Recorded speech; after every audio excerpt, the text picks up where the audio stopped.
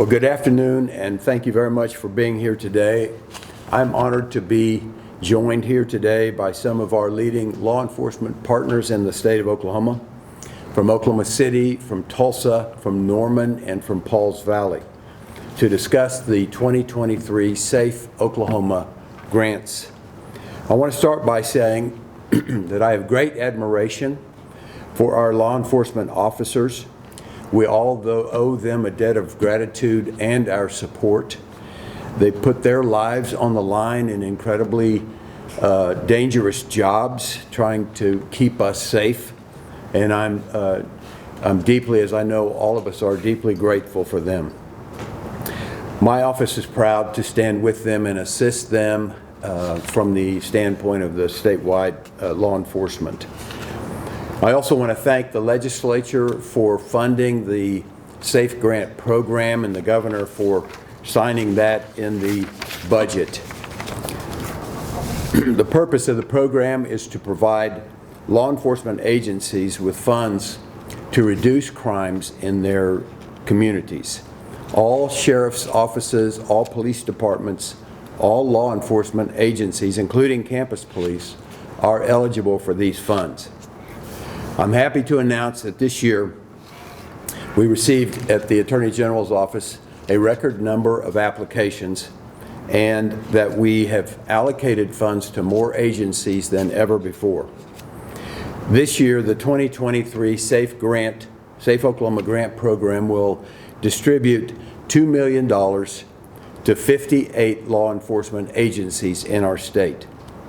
Money from this grant will help agencies directly target crimes in their communities, pay overtime costs for officers, upgrade technology, enhance analytical capacities, and purchase new resources. Some examples include of the recipients of this year's grants: all new portable radios in one department, drones with thermal imaging capacity, forensic software, and patrol vehicles.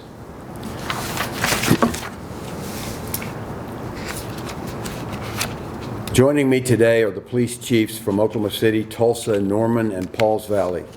Each of them are here to share with you how they intend to use the funds from the Safe Oklahoma grant. Each department, as you know, and each community have unique challenges. Through this year's Safe Grant Program, the Oklahoma City Police Department and the Tulsa Police Department will each receive grants of $400,000. The Norman Police Department will receive more than $59,000, and the Pauls Valley Police Department will receive more than $12,000. I'm going to turn things over now to our police chiefs, and we'll start with Chief Gorley. Thanks, sir. I want to start off by thanking the Attorney General's office and our state officials that get this program going every year, manage it, and distribute the funds. But then also, too, I think what's really important to note is that it's a program that targets issues throughout the state, because we know crime doesn't just happen in Oklahoma City, and those individuals that are committing crimes here in Oklahoma City are also committing them in other areas around the state. So anytime you have a program like this that targets not just your area, but helps throughout the state, I think it's very significant. For us in Oklahoma City, we've had this program for several years. I've been a part of it since I became chief in 2019 as far as the application process and determining how we use our resources and use those funds. In Oklahoma City, we're like every other department. We struggle with staffing, and a lot of what we do with this money is to help us staff areas that through our analysts and other crime programs that we have, we identify areas in the city where we're having the most problems, especially with violent crime, and we go in and target those individuals in those areas to help make it safe.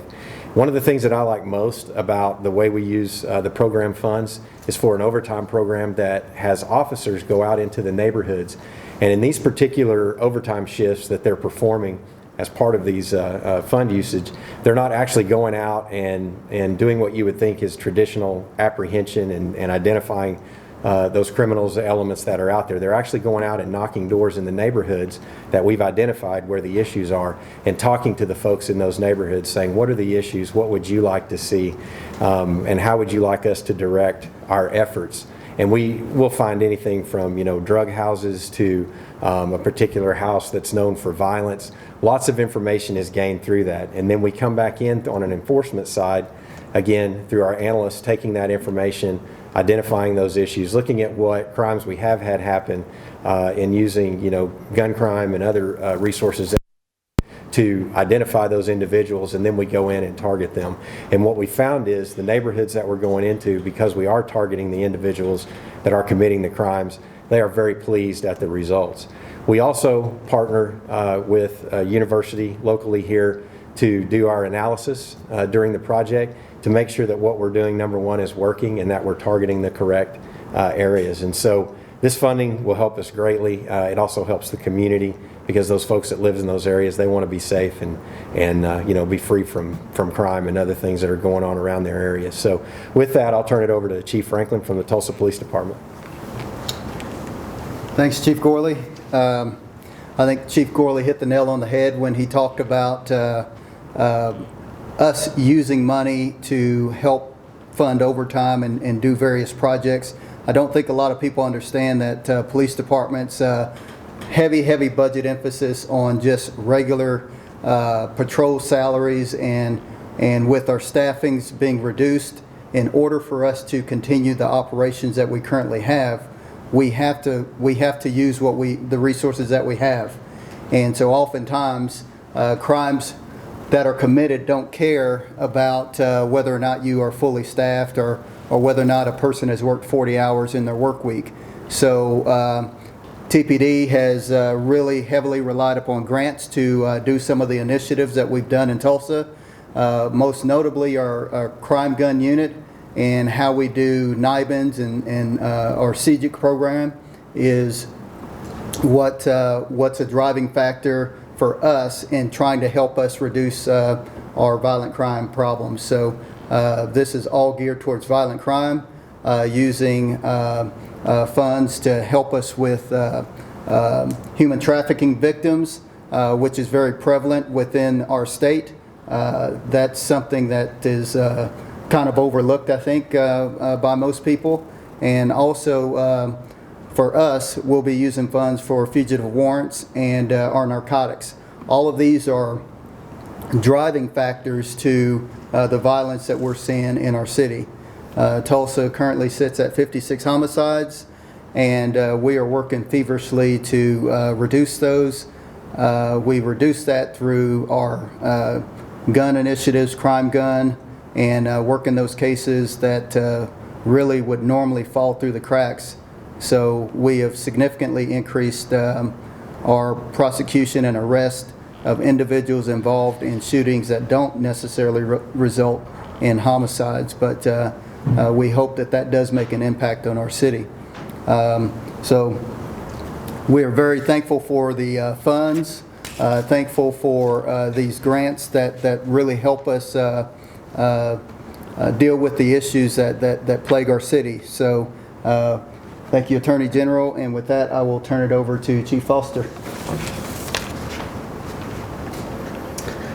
I'm Chief Kevin Foster of the Norman Police Department, and our grant money that we received, we are purchasing a Faro machine, which is something to help us document crime scenes better.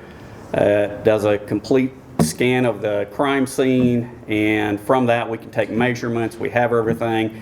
It's frequent when you go to a crime scene and you may take 200 photos and you come back, you're looking into the investigation, and now you're wishing you would have taken 201.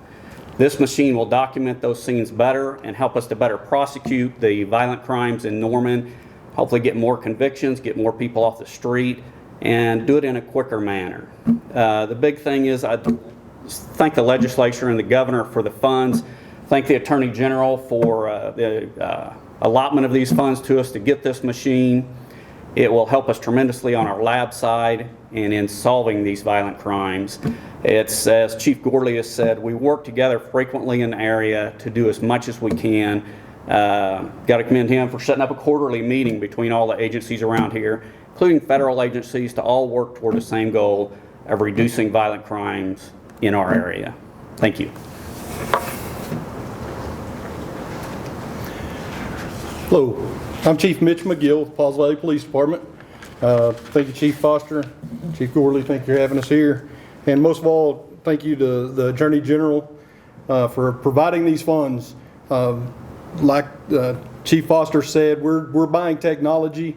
We're, as a smaller agency, the smallest agency by far up here today, we have a real hard time with funding and being able to keep up with the technology of today. And this money today will allow us to buy what's called a live scan machine. It is an automated fingerprint machine. It connects us directly to OSBI and the FBI. We have been doing manual fingerprints for many years. Anybody that's done fingerprints knows that that's not an easy task. Training guys to do that is not easy. It takes time to learn it. It's messy.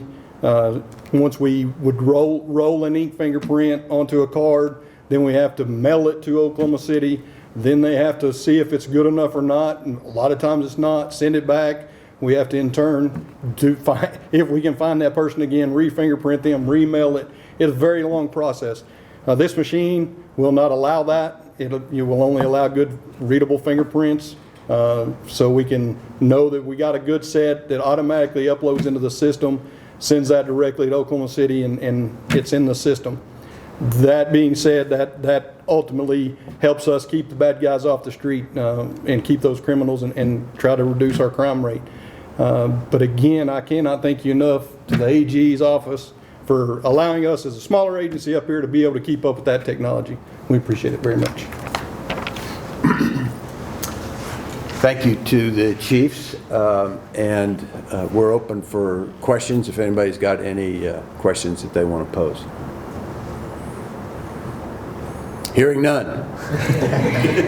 Thank you all for being here. Thank you for the coverage. To me, this is a great example of cooperation between law enforcement agencies, and these are great representatives of the people that we have all across the state in law enforcement. And we need to be able to trust our law enforcement and our justice system. So this is a great group. So feel free to ask them any questions on the side. So thank you all for being here.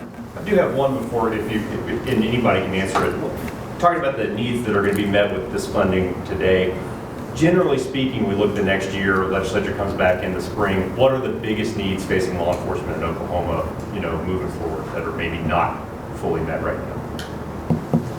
I don't know. I think for me, Staffing. Staffing. Yeah, it's staffing, getting folks hired.